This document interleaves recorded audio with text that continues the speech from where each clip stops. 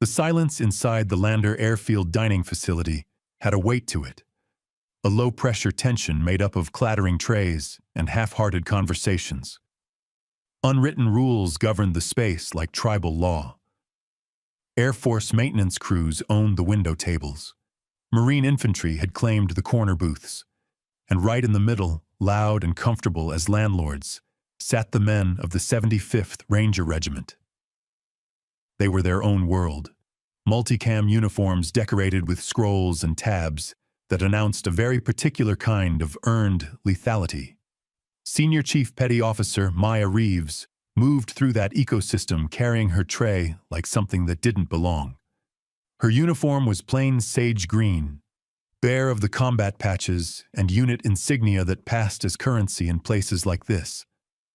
All she wore on her collar was the simple fouled anchor of a Chief Petty Officer, a rank that meant little in this sea of Army green and Marine desert marpat. She was compact, her build economical, and she moved with a quiet, measured purpose that could easily be read as timidity.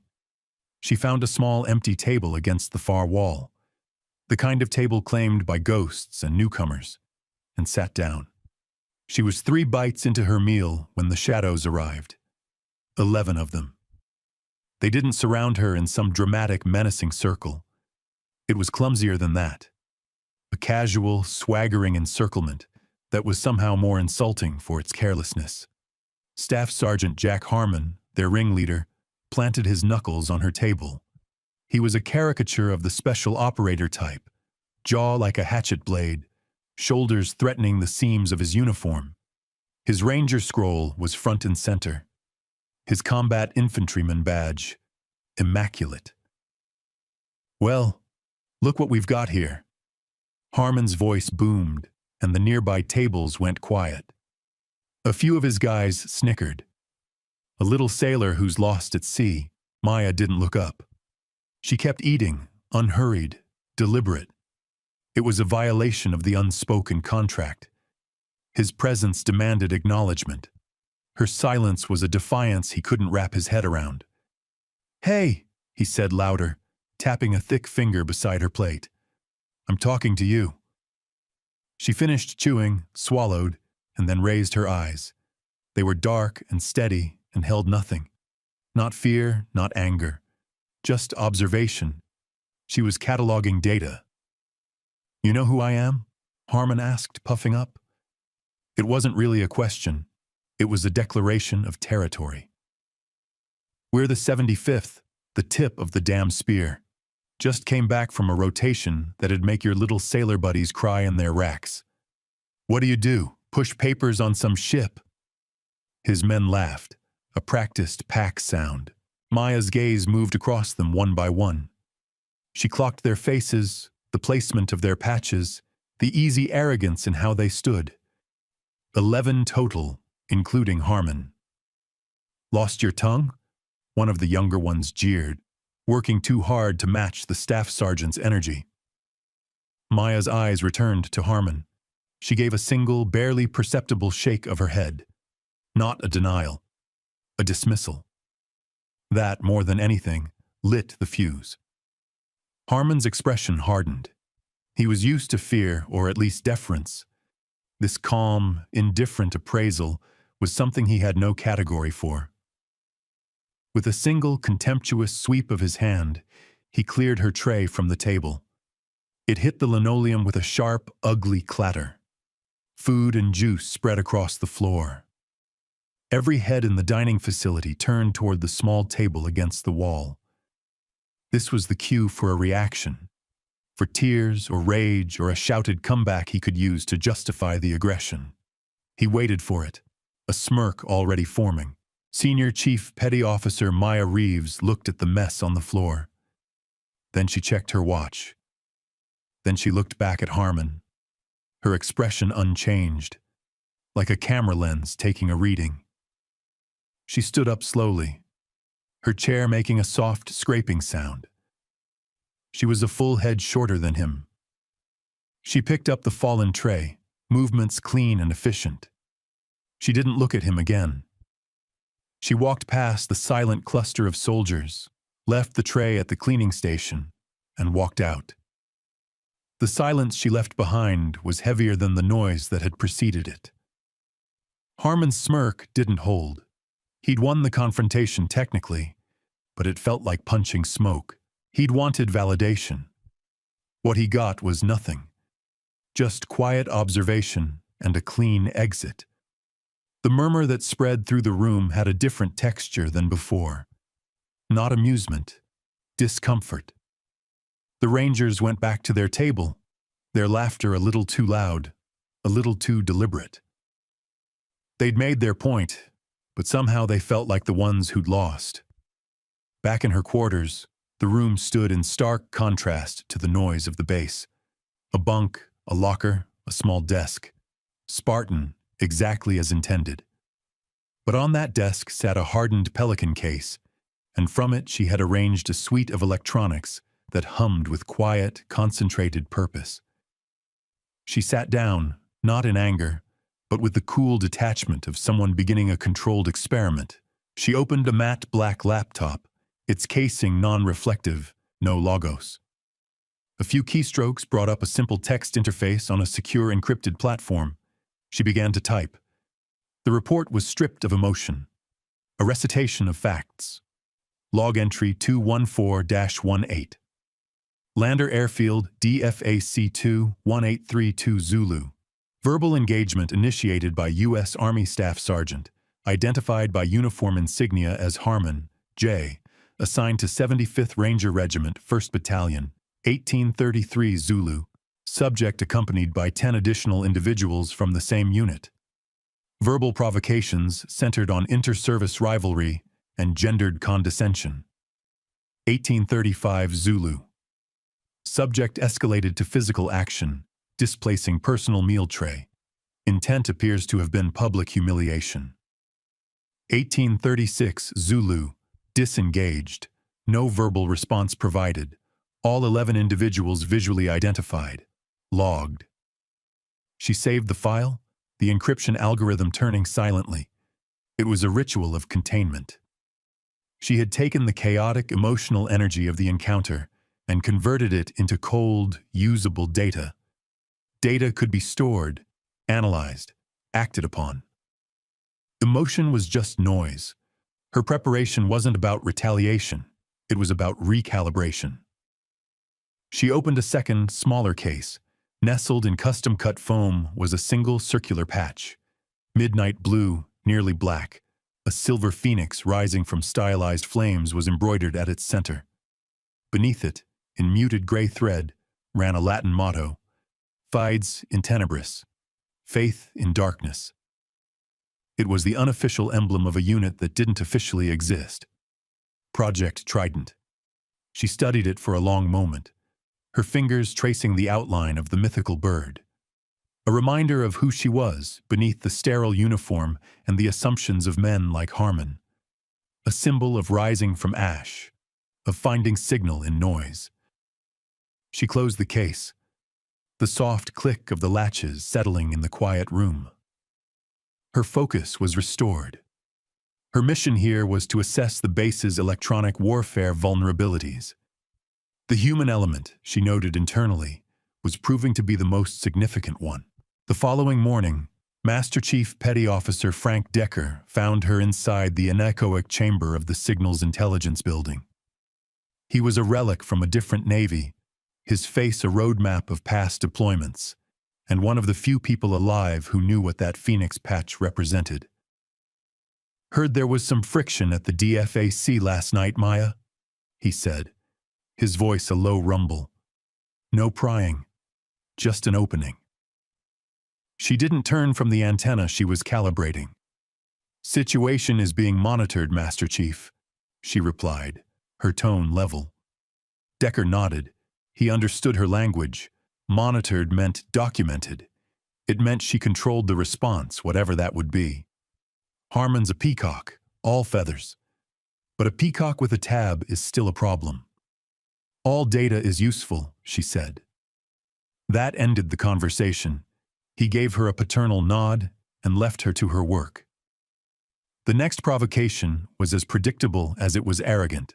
Harmon and his platoon were gearing up for a major joint training exercise, the capstone event of their deployment cycle, designed as the ultimate test. A long-range raid on a high-value target, complicated by a near-peer adversary deploying electronic warfare and cyber attacks. They found Maya near the motor pool, where she was interfacing with the communication suite on a command and control vehicle, a diagnostic probe in a port, her datapad showing scrolling lines of code as she assessed the vehicle's signal shielding. Harmon approached, flanked by two of the same men from the night before, his swagger restored and amplified by the perceived win in the dining hall. "Well, well. Navy's here to polish the antennas," he drawled. He glanced at her datapad and scoffed. "Hey, little sailor, think you can get our comms up for the big show? We need our radios loud and clear so we can call in air support. Or is that too much for the Navy's finest paper pusher?" He reached out and plucked the datapad from her hand, a flagrant breach of protocol. He pretended to study the screen, brow furrowed in mock confusion. "Lot of squiggly lines here. You sure you know what you're doing?" Maya's hand, the one that had been holding the device, stayed in the air a fraction of a second. She didn't reach for it. She slowly lowered her hand to her side, her eyes fixed on his. "That is classified diagnostic equipment, Staff Sergeant," she said. Flat, no inflection, but the use of his full rank was a subtle blade. Harmon laughed and tossed it back. She caught it cleanly. "Classified. Relax, we're all on the same team. Just making sure the support staff is up to snuff." He leaned in, dropping his voice. "You got a problem with my methods, Chief? You're being uncooperative." He was manufacturing a confrontation he could file, and that's exactly what he did. Later that afternoon, a nervous second lieutenant approached Maya while she was cataloging signal emitters on the base perimeter. "Chief Petty Officer Reeves," he began, consulting a clipboard. "I have a complaint here from Staff Sergeant Harmon of the 1st Ranger Battalion. He states you were uncooperative and displayed a hostile attitude when he requested assistance with his platoon's communications equipment." Maya regarded the young officer. He was just a messenger caught in the middle. "Understood, Lieutenant," she said. He continued, clearly uncomfortable. "He's requesting you be reassigned from any support role related to his unit during the exercise. Command has provisionally approved it pending review. You're to remain in the operations center and provide general network monitoring only." It was a calculated move to sideline her, to box her under the label of problematic support personnel. Harmon had graduated from casual mockery to a formal institutional attack. He was weaponizing the system she respected to punish her for not respecting him. "Thank you for the notification, sir," Sharma said. She turned back to her work. She had the report. She had the pattern of escalation. The data set was complete. The conditions were set. The operations center was a cavern of controlled chaos 3 days later, when Exercise Oracle Fury went into full swing. On the main holographic map, a shimmering three-dimensional representation of the training area, the blue icons of Harmon's Ranger platoon crept deeper into red-tinted opposing force territory. Colonel Briggs, the base commander, watched from the command platform, his face set in stern concentration. He was an old-school infantryman who had come to appreciate the complexities of the modern battlefield. Then the calm shattered. A wave of static rolled over the primary communication channels. The blue icons of Harmon's platoon flickered, then froze. Their telemetry data flatlined. "Comms are down with Alpha Element," a young captain shouted from the C4I station. "Total loss of signal. Voice, data, everything." "What is it?" Briggs demanded, his voice cutting through the rising panic. "Massive jamming, sir," the electronic warfare officer replied, fingers flying. "Broad spectrum, high power, adaptive. Every time we find a clear frequency, it's already there. It's hopping in a polymorphic pattern we can't track." On the spectral display, A waterfall of red and yellow energy cascaded down the screen, drowning every friendly signal. A digital tsunami. For 10 agonizing minutes, the most advanced EW suite on the base was useless. Blind. Harmon's platoon was alone, deep in enemy territory with no way to call for support or extraction. A secondary emergency channel crackled to life for a brief, desperate moment.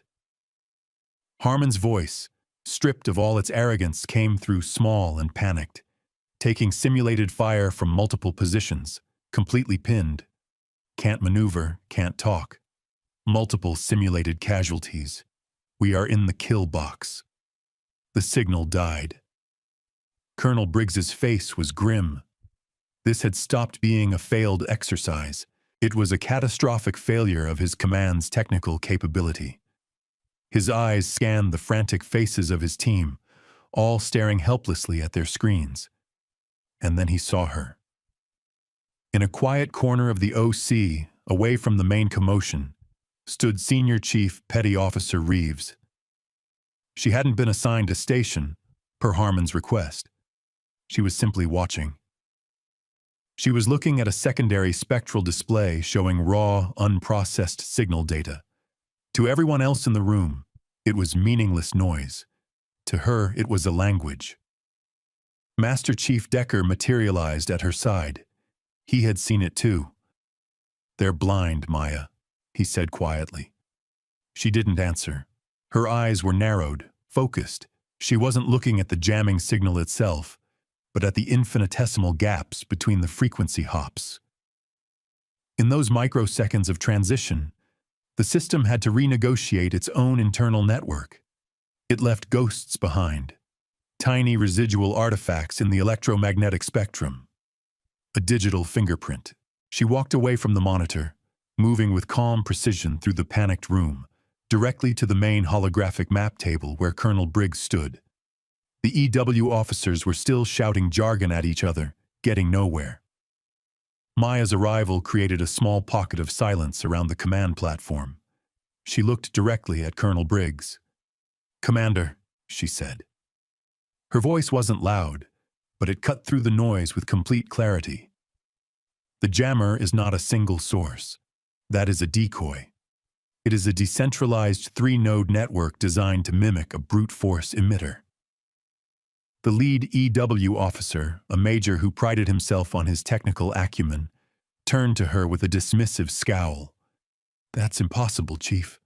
All our systems show a single high-powered source broadcasting from those coordinates." He pointed to a flashing red icon on the map.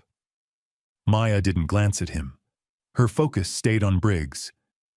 "Your systems are analyzing the symptom, not the architecture. The primary node is here." She reached out and touched the holographic map. A new icon pulsed into existence in what appeared to be empty high desert, miles from the decoy, triangulated from the handshake latency residuals between the nodes. It's minute, less than a nanosecond, but it's there. The secondary and tertiary nodes are here. She indicated 2 additional positions. They provide polymorphic cover and broadcast the false carrier wave that's blinding your equipment. A stunned silence settled over the command platform. The major's jaw was slack. What she was describing was theoretically possible, but detecting it in real time during a full-spectrum attack was the stuff of technical journals, not active operations. "On what authority do you have this information, Chief?" Briggs asked, his voice low and intent. He was a man who recognized competence regardless of the rank on the collar. This was the pivot. Maya met his gaze, and for the first time she let a sliver of truth show through. "Authority of Naval Special Warfare Development Group. Project Trident." The name was a key in a very specific lock. It was a phantom, a whisper, the unit tasked with solving impossible problems, fighting the wars of the day after tomorrow. Colonel Briggs's eyes widened by a fraction. He knew the name. He now understood precisely what and who he was looking at. "The primary node is a physical transmitter," Maya continued. "All business, A low-profile directional antenna. It's a hard target. I can neutralize it. How? Briggs asked. Request authorization for a single targeted kinetic strike. Remote Weapons System 4 is available. 338 Norma Magnum platform. Briggs didn't hesitate. The lives of his men, even simulated, were on the line. His multi-million-dollar EW suite was useless. The quiet, sidelined Chief Petty Officer was his only card left. You have the shot, Senior Chief. Make it. Maya nodded once. She moved to a hardened terminal at the edge of the platform. The screen showed the feed from a high-powered optic atop a remote weapons tower. She didn't use the joystick to search. She typed in the coordinates she had identified. The camera slewed with whining servos and zoomed in. The image resolved on a barren patch of rock and sand. Nothing visible to the untrained eye. Maya adjusted the magnification. Target identified, she said, pointing to a faint distortion in the heat haze rising off the rocks, the subtle camouflaged outline of a small directional antenna. Her fingers moved across the keyboard, inputting ballistic data manually, her voice a calm, steady monotone against the earlier chaos. Range: 2850 meters. Wind: 7 knots, variable from 290. Coriolis effect, calculated for latitude and azimuth. Updraft from valley floor thermal differential requires elevation adjustment of plus 0.2 milliseconds. Time of flight: 3.8 seconds. She placed her finger over the firing control. She did not fire a burst. She pressed the button once. A single sharp crack came through the speakers. The desert landscape sat unchanged for 3 long seconds. Then a small puff of dust and rock erupted exactly where the antenna had been. A shimmer of shattered electronics. Then nothing. The effect inside the operations center was instantaneous. The wall of red and yellow on the spectral display vanished as if a switch had been thrown. The deafening static in their headsets gave way to the clean, open hiss of a clear channel. All stations, this is Ranger Alpha 6. Harmon's voice, clear as a bell, burst through the speakers. We have good comms. All channels clear. What the hell was that? Command, be advised, enemy emitters are down. I say again, they are down. The entire operations center froze. Every person in the room, colonels, majors, captains, sergeants, turned and stared at the small woman standing calmly at the remote weapons terminal. The EW officers looked from their now pristine screens to her, their expressions a mixture of awe and professional humiliation. The Rangers, who had been in the DFAC, assigned to the OC for the exercise, stood in a silent, dumbfounded cluster. The mockery had evaporated. The condescension was gone. What remained was a profound, unnerving, deeply unsettling confusion. They had tried to corner a stray cat and discovered, to their collective horror, that they had been prodding a resting tiger. Harmon's voice was on the radio, saved and oblivious. But the men in the room knew they had just watched something impossible performed by someone they had dismissed as nothing. In the quiet aftermath, the institution's gears began to turn. The exercise concluded with Harmon's platoon successfully reaching their objective, guided by flawless communications. But the real event had already happened back in the operations center. Colonel Briggs was not a man to let an anomaly go unexamined. He quietly pulled all logs related to the electronic warfare failure, the security camera footage from Dining Facility 2 on the 14th, and the formal complaint filed by Staff Sergeant Harmon. He placed a single encrypted call to a number at the headquarters of Naval Special Warfare Command. The conversation was brief and filled with long, respectful silences on his end. 2 days later, a formal debrief was convened in the main conference room. It was officially an after-action review for Oracle Fury, but the atmosphere had the weight of a tribunal. Colonel Briggs sat at the head of the table. To his right, Master Chief Decker. The lead EIW major was present, along with Staff Sergeant Harmon and the 10 men from his platoon who had been in the DFAC. They stood stiffly against the back wall, faces pale and anxious. At the far end of the table sat Senior Chief Petty Officer Reeves, her posture as composed as ever. On the wall, a large video teleconference screen displayed the stern image of a Navy Rear Admiral, his chest a testament to decades of distinguished service. Colonel Briggs opened in the clipped procedural tone of command. The after-action report for this exercise has highlighted two critical points. First, a significant failure in our organic electronic warfare detection capabilities when faced with a polymorphic decentralized adversary. Second, a singular and decisive success in the neutralization of that same threat. He paused, letting that settle. Then he picked up a thin folder and looked directly at Harmon. It has also brought to my attention a personnel matter that occurred prior to the exercise. Staff Sergeant Harmon, you filed a formal complaint against Senior Chief Petty Officer Reeves, citing insubordination and an uncooperative attitude. Harmon swallowed hard, his bravado entirely gone. "Sir," he stammered. She was unwilling to assist my men with their preparations. Her attitude was unprofessional. The Rear Admiral on the screen spoke for the first time. His voice was like millstones. "Staff Sergeant Harmon." Harmon flinched as if struck. "Yes, Admiral. Your complaint has been reviewed at the highest levels. So has the security footage from the Lander Airfield dining facility on the evening of October 14th. The Admiral gestured off-screen and the display split. On one side, his face remained.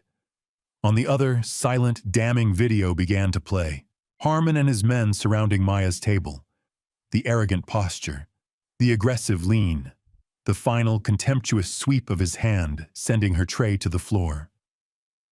The footage played in a silent loop. You and the 10 men standing behind you will be facing a non-judicial punishment hearing under Article 15 of the Uniform Code of Military Justice, the Admiral stated, his voice cold as deep water. Charges will include conduct unbecoming a non-commissioned officer and bullying. Your command can consider itself fortunate I am not recommending a full court-martial. Harmon's face was ashen. He stared at the floor, the weight of his stupidity finally crushing him. Let me provide some context that you and your men seem to be so profoundly lacking, the Admiral continued, his voice dropping to a dangerously quiet register. The woman you chose to harass is not a clerk. She is not a support technician. She is Senior Chief Petty Officer Maya Reeves, Lead Technical Analyst and Senior Field Operator for Naval Special Warfare Development Group's Project Trident.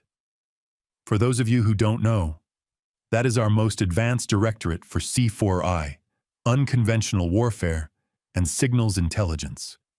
She has more successful high-threat combat deployments than your entire platoon combined. The jamming signature you encountered during your exercise was based on a hostile system she personally located and dismantled under fire in the Beeka Valley 2 years ago. The only reason anyone on this base knew how to defeat it is because she wrote the original threat analysis.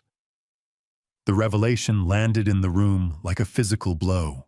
The EW major stared at Maya, his professional world upended. Harmon's men looked at each other in stunned, horrified disbelief. She was on this base, the Admiral concluded, on a quiet technical evaluation to assess this command's signal vulnerabilities, an evaluation that, thanks to your deplorable behavior, has been made profoundly and embarrassingly insightful.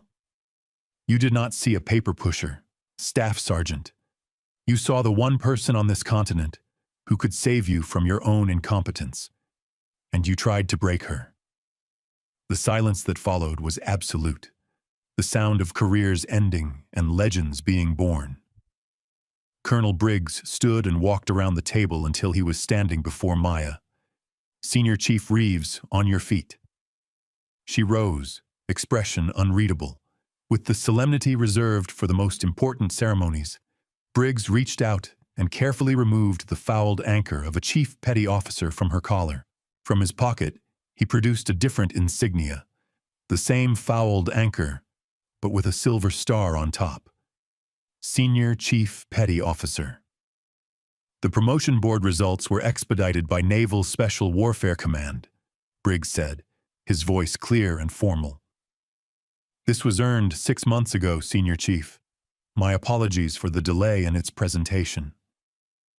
He pinned the new rank carefully onto her collar. Then he did the thing that sealed the moment in the memory of everyone present. He stepped back, squared his shoulders, and rendered a slow, perfect salute to the enlisted woman before him. An Army colonel saluting a Navy senior chief. It was a gesture of profound, boundary-crossing respect. In the stunned quiet, Master Chief Decker, his face etched with pride, raised his own hand in a crisp salute. The EW Major, humbled and grateful, followed. One by one, every officer and NCO in the room turned to face her and rendered a salute. Finally, at the back of the room, Jack Harmon slowly, shakily raised his hand to his brow, eyes fixed on the floor, his face a mask of utter humiliation. The first salute, offered upward in shame and awe by the man who had once mocked her. The beginning of the correction. Later, in the quiet of her Spartan room, Maya Reeves was packing her gear. The mission here was complete in more ways than one. The institutional vulnerability had been identified and addressed. The cultural one was now undergoing a painful but necessary recalibration. Her quiet anonymity, the thing she needed to do her work, was gone. Master Chief Decker appeared at her open door, leaning against the frame. He watched her for a moment as she methodically placed her sensitive electronics back into their custom foam housing. They're rewriting the entire theater's EW doctrine based on your after-action report, he said. Harmon and his guys are restricted to base for 45 days and on notice. The whole culture in the 1st Battalion is getting an overhaul. You shook the tree pretty hard, Maya. She didn't respond, her focus on her packing. She picked up the small case holding the Phoenix patch. She opened it, looked at the silver bird for a long moment, then closed it and placed it carefully in her bag. She had never worn it on her uniform. It wasn't meant for others to see. It was for her to remember. She finally looked up at him, her dark eyes meeting his. There was no triumph in them, no satisfaction, only a quiet, resolute finality. It was never personal, she said, her voice soft. Harmon wasn't an enemy. He was a variable, a system flaw that required a response. The vulnerability was identified. The process was validated. Decker nodded. He understood. It had never been about revenge. It was about order, about ensuring the system she had dedicated her life to protecting was sound, from the integrity of its networks to the integrity of its leaders. She closed the last latch on her main case and shouldered her bag. As she passed Decker in the doorway, he put a hand gently on her shoulder. You taught them something they won't forget, Senior Chief. She paused for a fraction of a second, her gaze already distant, fixed on the next horizon. A small, final nod. The only acknowledgement she would ever need or offer. Correction was achieved. Jump.